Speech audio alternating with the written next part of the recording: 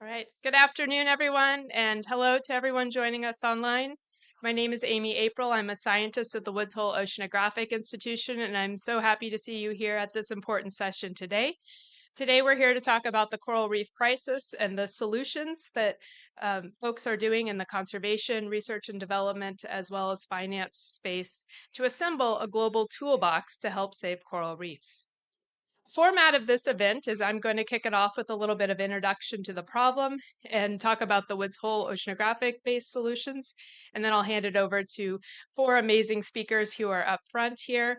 They're going to tell you a little bit about their programs. And then we're hoping to end with about 20 minutes of Q&A so we can actually have a conversation with you about some of the tools that we're working on. So to get started here, let's see, where's my clicker? Great.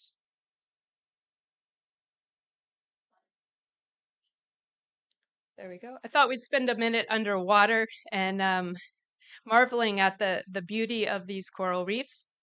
These are indeed diverse, biodiverse ecosystems that have more life than most ecosystems on Earth. So about 25% of all ocean animals spend time on a reef.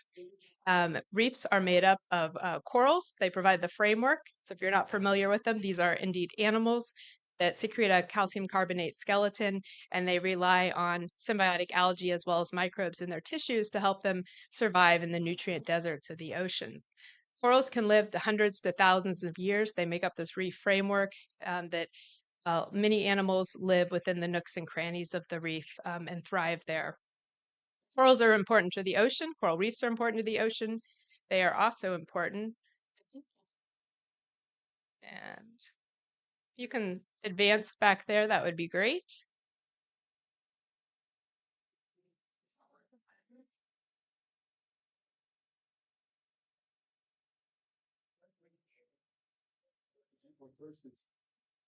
Okay, great. So 1 billion people depend on reefs for their livelihoods. $2.7 trillion is the global value of coral reefs per year. And coral reefs are amazing infrastructure for our islands and coastlines. 97% of wave energy is absorbed by coral reefs. And as storms and hurricanes become more frequent and intense, this infrastructure is really critical to our to communities. Unfortunately, coral reefs are in crisis. This is a picture of a diseased coral in the Caribbean at one of my study sites. Stony coral tissue loss disease has been an epidemic moving through these reefs, killing millions of corals throughout the past 9 years. These diseases are intensifying worldwide, and we're seeing more and more novel pathogens. We're also seeing more and more bleaching worldwide. So this is a picture of a bleached coral. You can see part of it is still colored, and that has the algae, and the part that's white is the algae have left this coral. And this happens just 0.5 degree Celsius warming for several weeks will cause a disassociation between corals and their critical symbionts. This is happening on massive scales worldwide. In the Caribbean, we've seen this happen on a scale we've never seen before just over the past 2 months. So in my life, and we've lost about half of the corals in the reefs worldwide. So that is a really critical number. So these are ecosystems that are economically important, but they're clearly in crisis. And because COP28 doesn't have a coral reef that's able to talk to itself and doesn't have a representative, I'm here to speak for the reef and survive. We're already seeing catastrophic loss of coral reefs and corals at 1.5 C above pre-industrial levels. So those reductions need to happen immediately if we're going to have any kind of coral reefs in the future. We also need to pay attention to local impacts. So reductions in pollution, overfishing, and conservation of these ecosystems will reduce those stressors and allow corals to be able to handle maybe small increases in temperature. We need massive investments in research and development. It is a grand challenge for scientists to be able to step up to rebuild one of the most dynamic and biodiverse ecosystems on Earth. But we still don't know how it functions. And we need technology to be at the center of that development to help us scale these solutions and bring them to reefs worldwide. And we need global coordination. We need develop and throughout the world here, and they're going to be sharing their solutions that they're bringing to the coral reef crisis. And to start off, I'm going to speak for the Woods Hole Oceanographic Institution. I'm a scientist there, but I also lead a team of scientists known as Reef Solutions. We came together several years ago to basically try to accelerate the convergence of technology and interdisciplinary science to transform the coral reef solution space.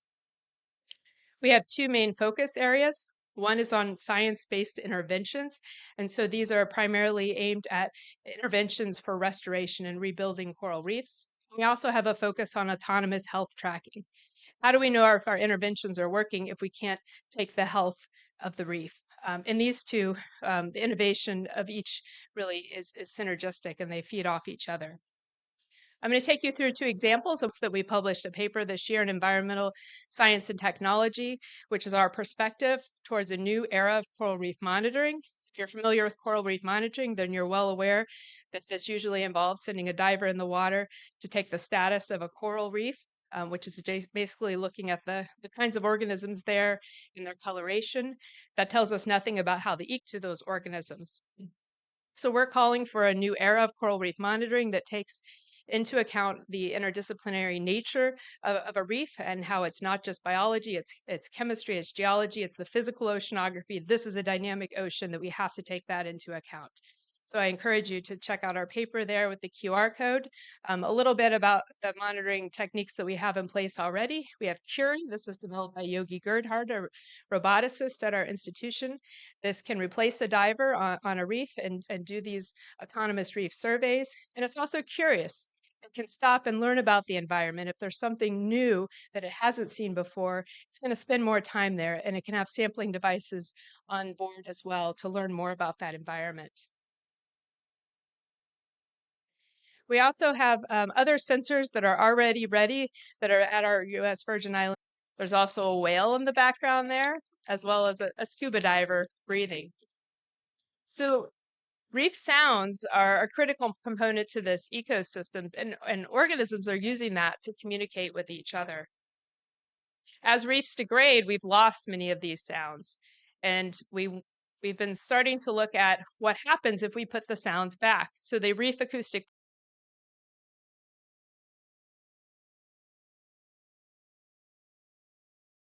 introduced Anderson Mayfield. He did his academic training at University of Hawaii, just across the hall from where I did my PhD research.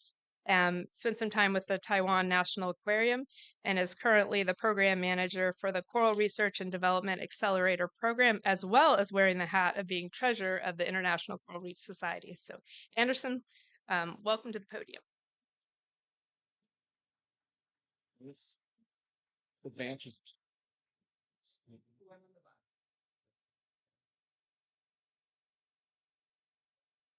All right, everybody. Welcome and thanks for attending. This is actually a really, incredibly well attended session, and I'm glad to share with you a little bit about the Coral Research and Development Accelerator platform. Amy's done such a good job of introducing this topic of the coral reef crisis and why we need this science-driven approach that I think it's really going to make my life a lot easier, and I can spend a little bit more time talking to you about some of the details about the approach we're taking to try to get funds to the best scientific minds that can make the most impact for coral reefs across the planet. So CORDAP, as we're known, is actually a relatively new initiative that came out of the G20 summit in Saudi Arabia a couple of years ago, where I hope over the course of this session today, you'll kind of get this impression that, you know, We've moved away from explicitly or exclusively using these COP and other summits to kind of raise awareness about coral issues. We know most people are cognizant of these now. People are getting more and more familiar with just how great of a threat climate change is to corals. So, okay, we've acknowledged that.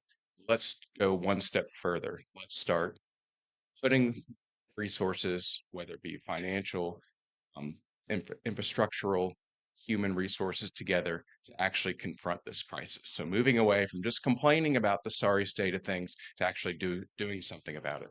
So I hope over the course of this session you kind of get this kind of this new dynamic where we acknowledge the problem, we want to try to work towards some solutions. And that's really what CORDAP is about. We're basically taking funding, mobilizing resources, and getting it out there to scientists that can actually do something to save risks, to save reefs on a truly global scale. So as I mentioned, this is a G20 initiative of 15, 16, 17 countries, I believe, but we've also got our partner organizations here, of which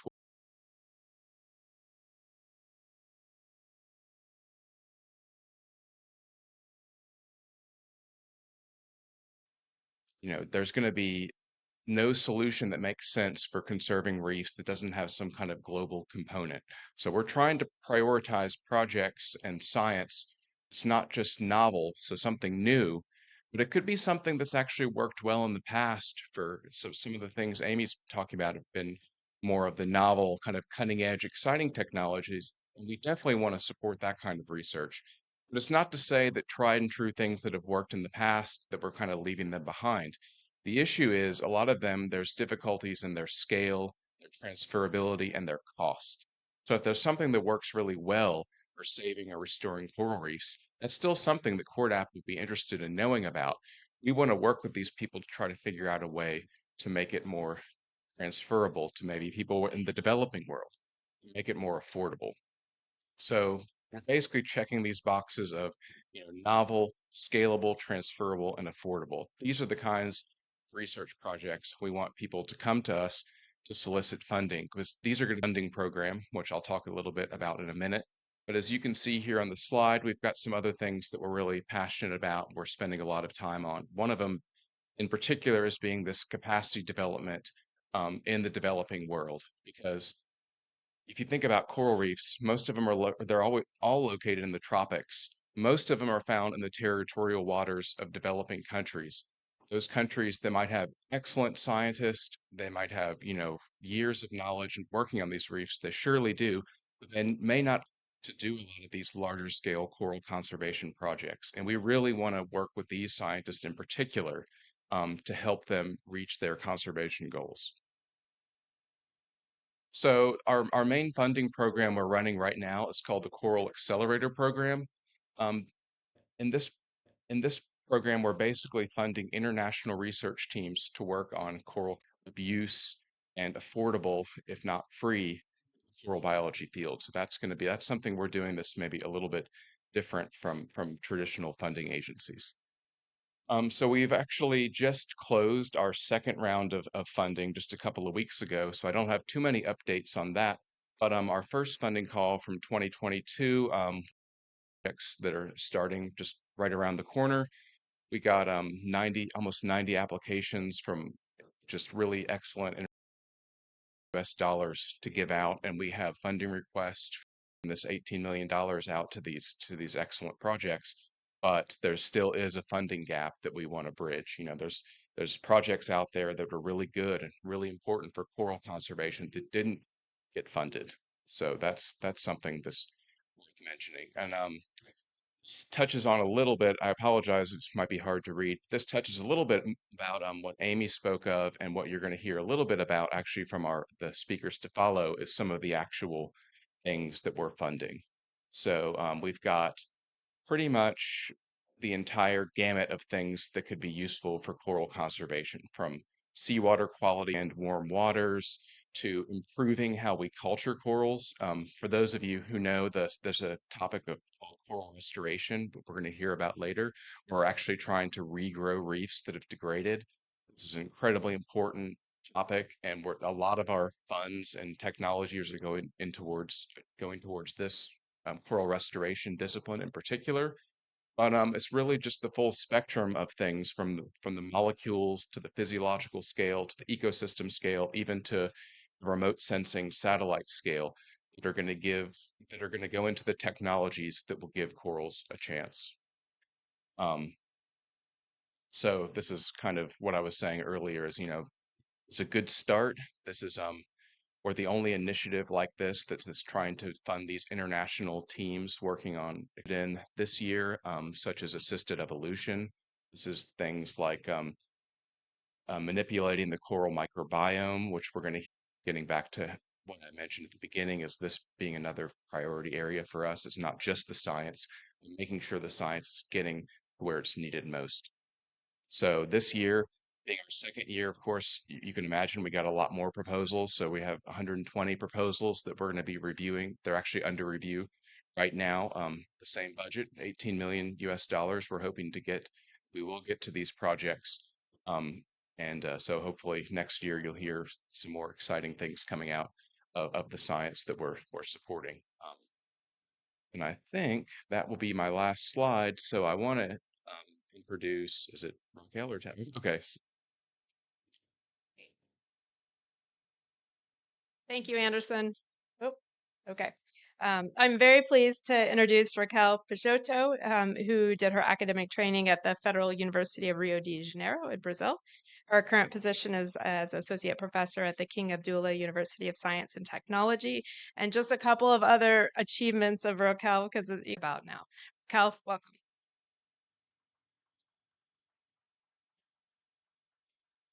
Thank you, Emmy, for this very kind introduction, and thank you all for attending.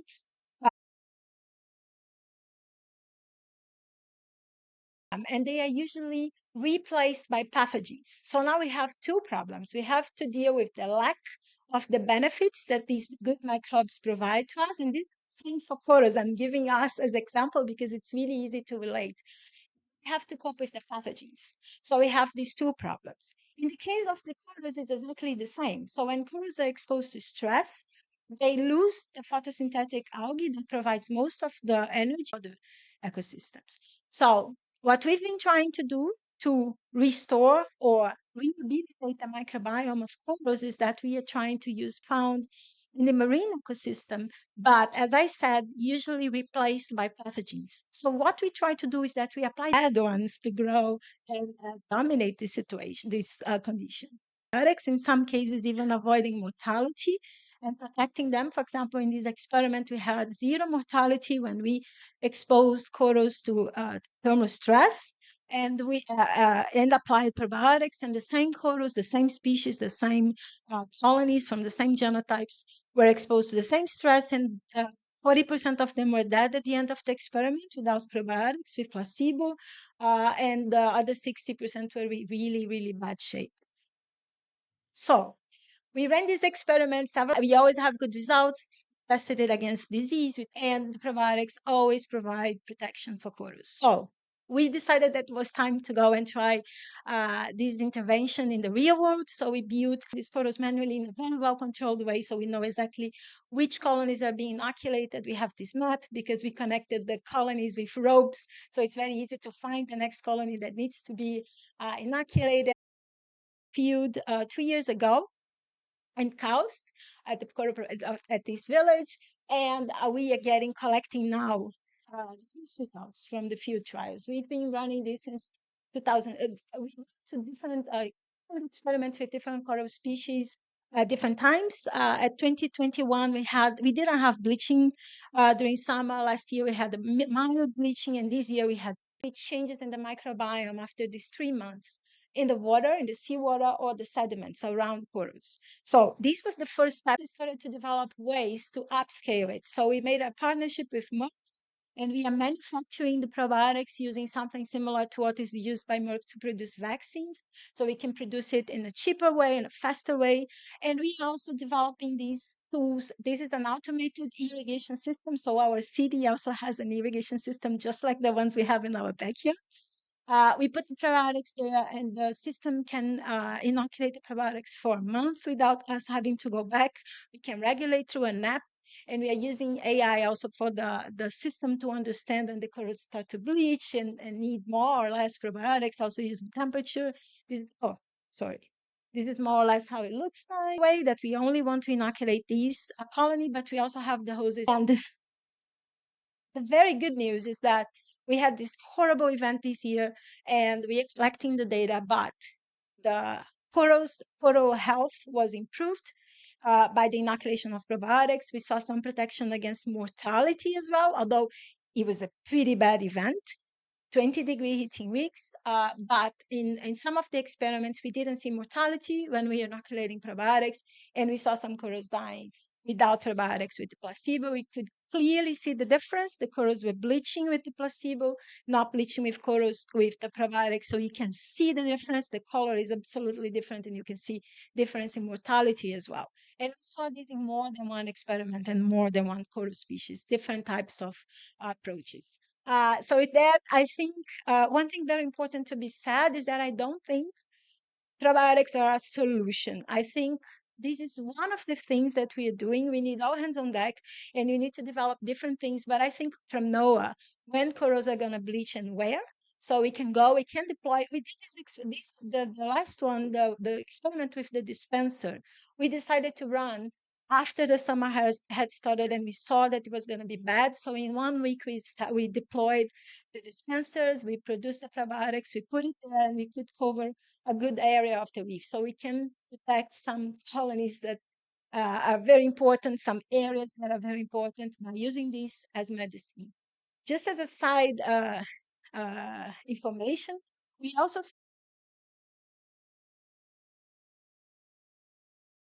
a national foundation established in Indonesia, and we're the main partner, implementing partner for Conservation International in the country. And we are partnering with the Global Funds for Coral Reef as the implementing agency for the first implementing agency for the Global Fund for Coral Reefs in Indonesia. We have a program that focuses on how to incentivize reef positive businesses. So as we know, we talk about the importance of coral reefs, and Indonesia is blessed being the home of the most diverse and resilient coral reefs, and the focus for us is really here in this part to maintain protections of these area and focusing on both the management of these areas, because we know that conservation, oftentimes we know how to designate them, delineate them, but it's really hard to really think about how do you actually finance direct benefits to the communities who live around there and are the protector of these reefs. So it's really on coral reef. First, of course, the science, right? Understanding the importance of these reefs, but also then with communities really understanding how have they and actually their ancestor used these reefs over time. When we started there before with Conservation International, the reefs are heavily damaged due to illegal fishing, mostly bombing fishing. And so establishing the protection with the customary communities is the most important thing. And now we have already establishment of almost 4 million hectares of areas for marine protected areas. And this is actually encompassing around 200 and almost 270,000 hectares of coral reefs. So the next phase is actually building the model, the business model around it. So responsible tourism is the theme prevention for these areas. But with the tourism also comes challenges as well, especially during COVID. But also, how do you ensure that there's enough uh, funding that flows back into the marine protected area, the science and the communities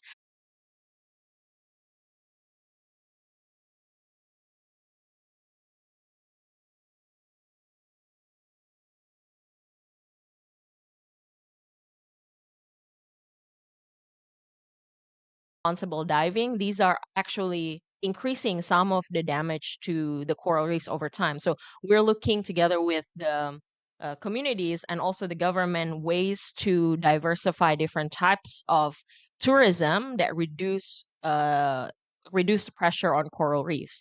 The other thing that we are doing in the Raja Ampat and Bird's Head Seascape area in West Papua is also looking at sustainable financing methodology around both the revenue seascapes, and that in that area is also home to one of the most important reefs in Indonesia. But the potential activities there is different. It's not just tourism. Actually, one of the key driving factors of degradation also is around seaweed industry. But seaweed industry, Indonesia is the second largest seaweed producer for globally, but it's also an important activity for the local communities. And we work with the local communities and also university partners and government to really look at different ways that the industry can be better, especially in the upstream and also downstream.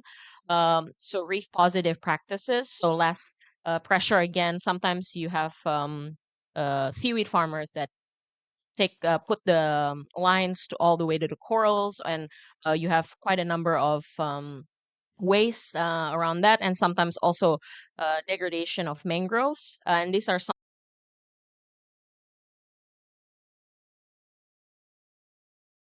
reef system. The local communities heavily depend on them, not just for livelihoods, but also food security, because Indonesia, more than 54% protein intake is from fish, and most is from wild caught fish. So really, these integration of these protection with the production activities, whether it's tourism, seaweed, or fisheries, is really important. So we're really looking at blended finance as a key tool moving forward to increase resiliencies of the. Thank you, Maizani. Our final speaker of the session is Dr. Tali Verde, who did her academic training at University of Pennsylvania and then is a Scripps Institution of Oceanography alum, who is one of our co-organizers here at the Ocean.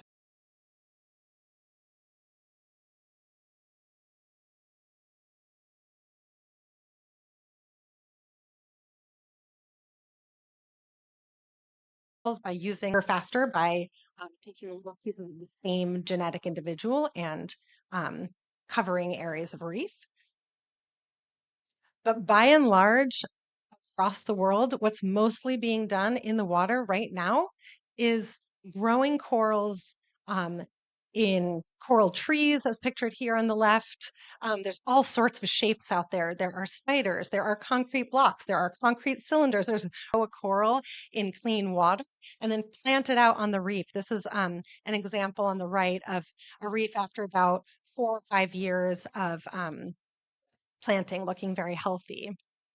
So this is really an extremely simple technique. It is not the solution to the coral reef crisis. We are waiting very impatiently for the delegates way over there to take this strong action because coral reefs are in serious trouble. But meanwhile, we need to make sure that there are more corals on the reef for us to work with in the coming decades. So this is an image that kind of shows the scale of coral reef restoration where it's happening now on the left. Most restoration projects are well under a hectare. And this is a log scale.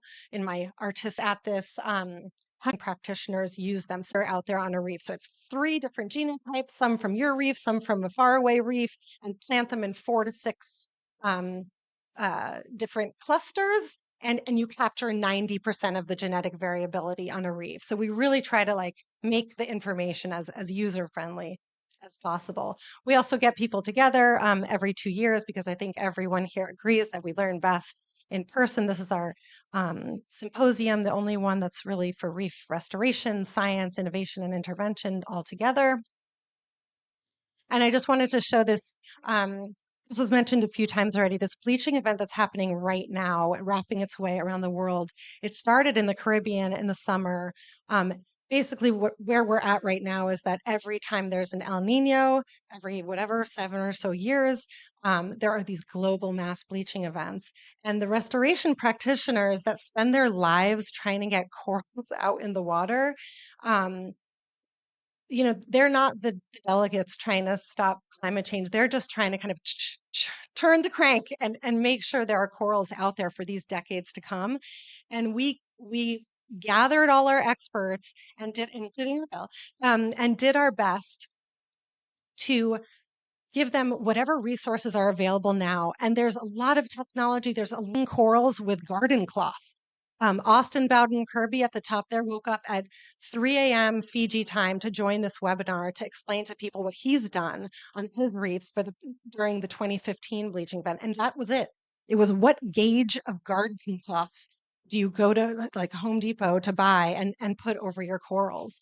Well, genotyping and stress testing of your corals. He called in from the hospital where his first grandchild was being born to join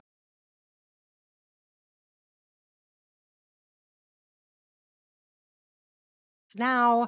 We're going to be using the survey results to decide which webinars to do in the coming year.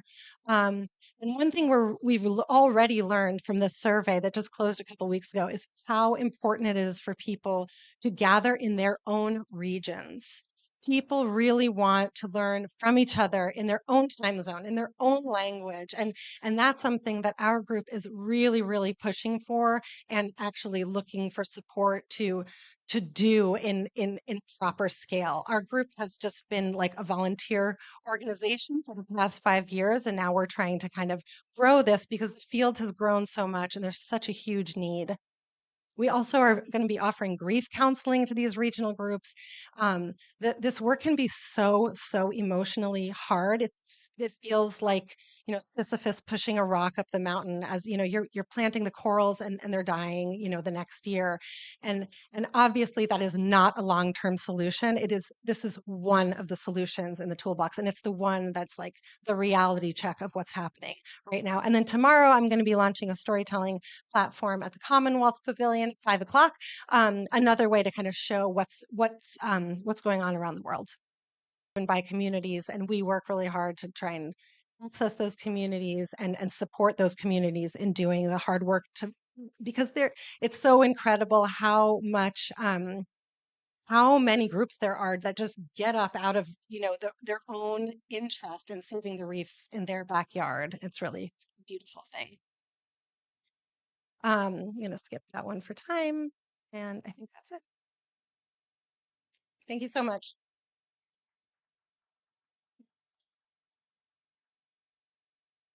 Thank you, Tally. I believe we are about out of time. Is that right, Max?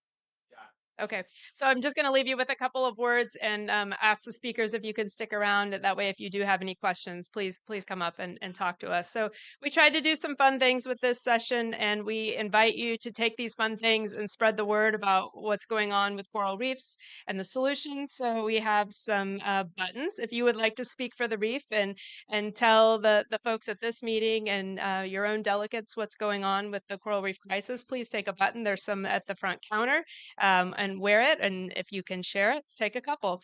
We also have our Reef Solutions stickers, which is a good way to decorate your reusable water bottle or throw it on your laptop, and also help spread the word about the different solutions that people are using mechanism to on the ground restoration and really a holistic approach, Maisani. I love your program. And so thank the speakers as well as you all for attending our session. Thank you.